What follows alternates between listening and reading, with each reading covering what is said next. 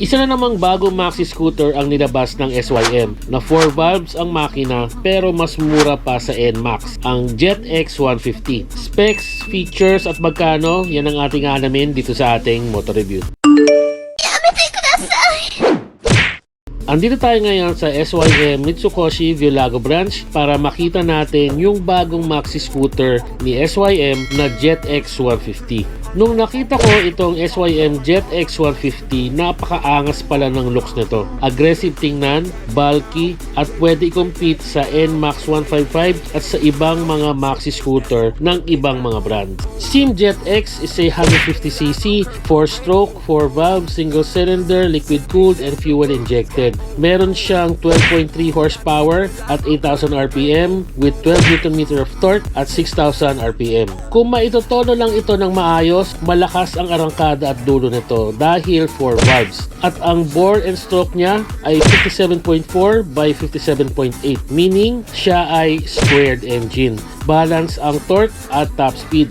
Maganda ito sa long ride dahil naka-liquid cooled na siya. Iwas overheat. Fuel injected din para kahit 4 valves na ito ay tipid pa rin siya sa gasolina dahil meron itong 42 km per liter na fuel consumption. Ang maganda dito sa SYM Jet X 150, naka-smart key system na siya. Meron din siyang anti-theft alarm. Maganda ang braking system dahil naka-disc brake harap at likod at tubeless. Maganda ang digital panel nito. Lahat ng information nandun na. Yung upuan, solid ang design. Premium built. Yung compartment, malaki ang laman. Kasya ang isang standard size helmet.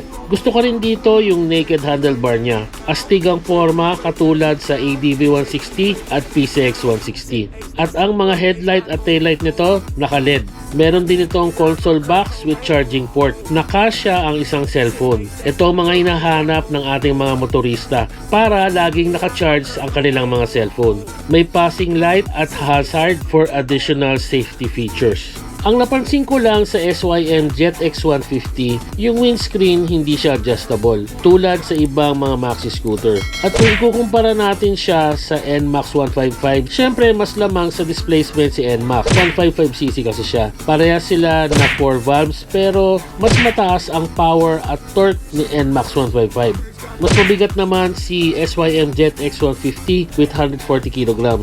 May stop and start system si NMAX 155 pero mas lamang ng bahagya si Jet X 150 sa gas tank with 7.5 liters. Ang concern ko lang sa Jet X 150 dahil naka-dual CBS or combi brake system lang si Jet X 150. Di gaya ng NMAX 155, naka-ABS harap at likod na isang important component ng isang maxi scooter. Lumalabas na mas kumpleto pa yung isa nilang maxi scooter na Cruisim 150 sa halagang 112,800, naka-ABS na harap at likod pero 2 valves nga lang ang makina nito. Pagdating sa price, si Jet X 150 nasa 135,800 pesos. Mas mura kaysa NMAX 155 with 151,900. Meron tayong 4 colors to choose from: blue, gray, white, and red. Pero kahit papano, makakasabay pa rin naman si SYM Jet X 150 sa ibang mga maxi scooter dito sa Pilipinas. Naka 4 valves, malapad ang gulong, may charging port, malaki ang gas tank, at di ka na rin mabibitin sa power ng makina.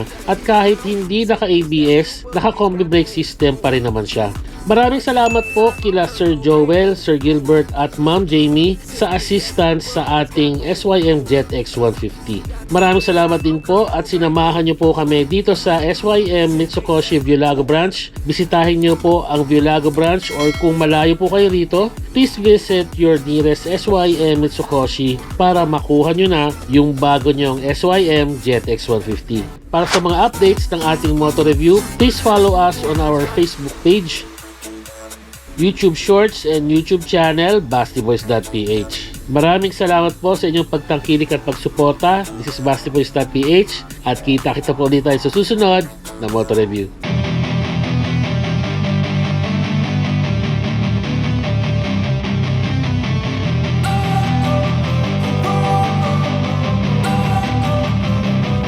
Don't wanna sleep in, cause I got something to prove. I gotta take what I hate and finally make a move. I think of you and all the shit you don't do. Well, I'ma make hella sure that